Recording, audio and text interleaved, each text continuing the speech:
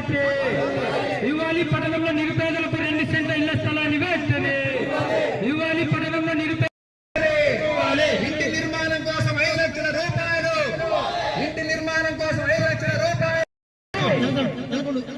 ఇవ్వాలి.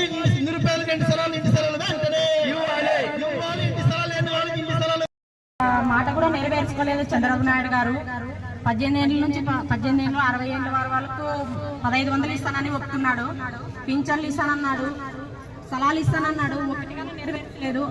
మేము మహిళా సమాఖ్య మేము కోరుకునేది ఒకటే, పట్టణాల్లో 2 సెంట్లు ఇచ్చి, పల్లెటూరులో 3 సెంట్లు ఇచ్చి 5 లక్షలు ఇంటి నిర్మాణానికి ఇవ్వాలని మేము ఆంధ్రప్రదేశ్ మహిళా సమాఖ్యగా మేము కోరుకుంటున్నాము.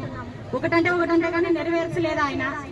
పింఛన్లు లేదు, అసలు 1500 ఇస్తానని అవి కూడా ఏది నెరవేర్చలేదు.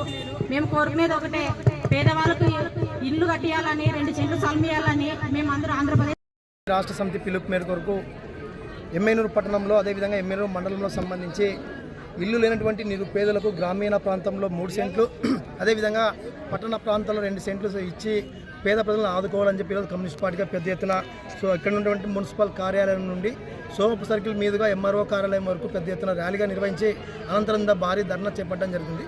ప్రధానంగా ఈ కూటమి ప్రభుత్వానికి ఒకటే విజ్ఞప్తి చేస్తాం. 2024 ఎన్నికల ముందు కూటమి ప్రభుత్వం అధికారంలోకి వస్తే గతంలో ఇచ్చినటువంటి జగన్మోహన్ రెడ్డి గారు టౌన్లో 1 సెంట్ ఇచ్చాడు, గ్రామీణ ప్రాంతంలో 1.5 సెంట్ ఇచ్చాడు. కాబట్టి మీకు కనీసం ఇల్లు కట్టుకుని కాదు కదా, బాత్రూమ్ కూడా మీరు కట్టుకోలేరని చెప్పి ఆ పద్ధతిలో చంద్రబాబు నాయుడు గారు మాట్లాడి మా కూటమి ప్రభుత్వం అధికారంలోకి వస్తే టౌన్లో 2 సెంట్లు ఇస్తాం, గ్రామీణ ప్రాంతాల్లో 3 సెంట్లు ఇస్తామని చెప్పినటువంటి చంద్రబాబు నాయుడు గారు మీ ప్రభుత్వం అధికారంలోకి వచ్చి దాదాపు 7 నెలలు కావస్తుంది. కనీసం రాష్ట్ర వ్యాప్తంగా 1 ఇల్లైనా 1 సెంట్ స్థలమైనా ఎవరికైనా మీరు 2 సెంట్ స్థలాలు ఎవరికైనా ఇచ్చారా అని చెప్పి ఇవాళ సిపిఐగా మేము డిమాండ్ చేస్తాం. ఇప్పటికే చాలా మంది నిరుపేద ప్రజలు మొత్తం కూడా మాకు ఇల్లు స్థలాలు కావాలని చెప్పి ఆధార్ కార్డు, రేషన్ కార్డు చేత పట్టుకుని కార్యాలయం చుట్టూ ప్రదక్షిణ చేస్తున్నప్పటికీ కూడా కూటమి ప్రభుత్వం ఏం మాత్రం స్పందించకపోవడం చూస్తున్నట్లయితే దున్నుపోదు మీద వర్షం కూర్చేటట్లు ఈ కూటమి ప్రభుత్వం వ్యవహరిస్తుందని చెప్పి ఇవాళ సిపిఐగా మేము విజ్ఞప్తి చేస్తున్నాం. కాబట్టి ఇప్పటికైనా రాష్ట్ర ముఖ్యమంత్రి గారు కానీ, అదేవిధంగా పవన్ కళ్యాణ్ గారు ఉప ముఖ్యమంత్రి కానీ, అదేవిధంగా బీజేపీ తరపు నుంచి పూరంధేశ్వర్ కానీ వీరు ముగ్గురు తక్షణమే స్పందించి పేద ప్రజలకు ఇచ్చినటువంటి హామీలు ఖచ్చితంగా అమలు చేయాలని చెప్పి సిపిఐగా డిమాండ్ చేస్తాం. అదే సందర్భంగా ఇల్లు కట్టుకున్నటువంటి నిరుపేదలకు తక్షణమే ప్రభుత్వం 5 లక్షల రూపాయలు సహాయాన్ని ఇవ్వాలని చెప్పి కూడా ఇవాళ డిమాండ్ చేస్తాం. లేని పక్షంలో రానున్న కాలంలో పెద్ద ఎత్తున ఆందోళనకు చేపట్టి ఈ రాష్ట్ర ప్రభుత్వానికి గుణపాఠం చెప్తామని సందర్భంగా తెలియజేస్తున్నాం. నా పేరు రంగన్న, సిపిఐ పట్టణ కార్యదర్శి. చూడండి